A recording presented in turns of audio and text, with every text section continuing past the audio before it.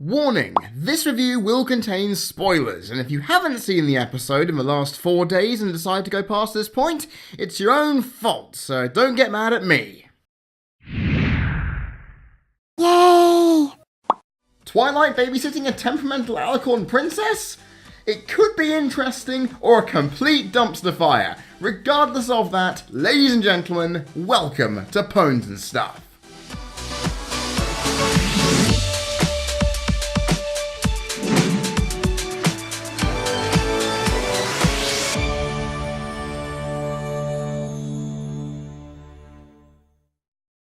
I'm sure many of you would not be surprised to know going into this episode that I wasn't filled with the highest amount of enthusiasm for it, and we only have one culprit to blame. Baby cakes. That was the last time we had foal sitting as a core plot device, resulting in one of the worst episodes in this show's history, and I only gave it 2 out of 25, which ranks it equally alongside Spike at Your Service and The Showstoppers, propping up the bottom of my MLP reviewing barrel at this time of writing.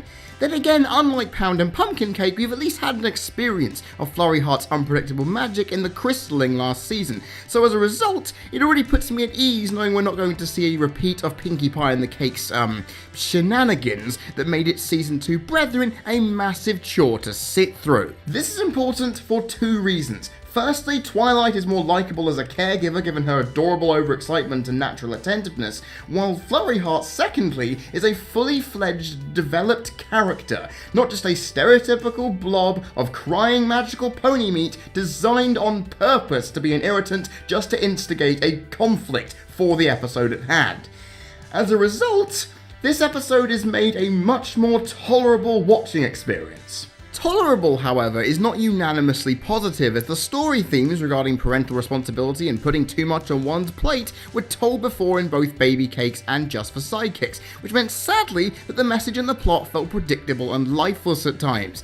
Then again, even with that against it, the writer's wit and ability to craft characters well ensured it saved face multiple times. Cadence and Shining Armor showcasing themselves as to be a regular couple at an art exhibition allowed for a calm yet emotive contrast to the fun and frantic Flurry Heart situation with Twilight and Spike, while the dragon's snappy retorts and multiple entertaining character interactions meant that a slow building and turgid pace didn't do too much damage to proceedings, allowing enough time for Twilight and Flurry Heart to showcase themselves and build upon their relationship and those around them.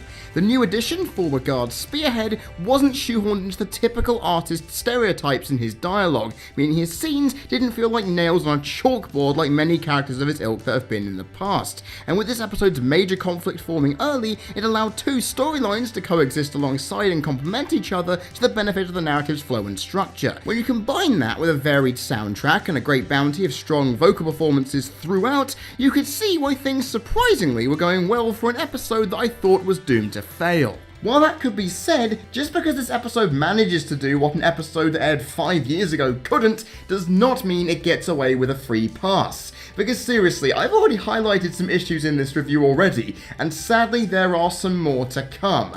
Because no matter what good the animation and music manage to pull off, it's not as smooth as I anticipated. Musically, the score was overwhelmed by the character interactions to really be noticed and appreciated effectively. Sure, at times they added to the scenes they were in, especially early on with Twilight and Flurry Heart's saccharine moments, creating a heartwarming and jovial atmosphere that I just couldn't step away from, cuteness overload coming as well, but further on they were overshadowed by what was happening visually to a point where it seemed like an afterthought rather than assisting in conveying what this episode had to offer.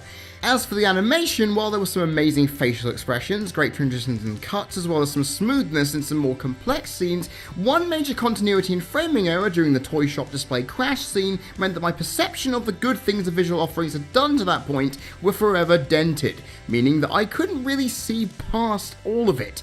And honestly, it wasn't helped by some elements of some scenes being repeated, giving the impression they needed to pad out an already full to bloated episode. And finally, with the message being recycled, its impact was lessened, making the morals of Twilight's role as a caregiver feel contrived and unimaginative. It didn't stop the final confrontation between Twilight and Flurry Heart from being as heartwarming and heartbreaking as it could be in equal measure though. All in all, even with some glaring and very noticeable flaws, I must give this episode some major credit for surpassing my expectations in more ways than I expected. It took the characters that it had and created a cute episode for the funny moments that was entertaining to watch, providing a lovely slice of life tale with the characters and visual diversity being the stars of the show.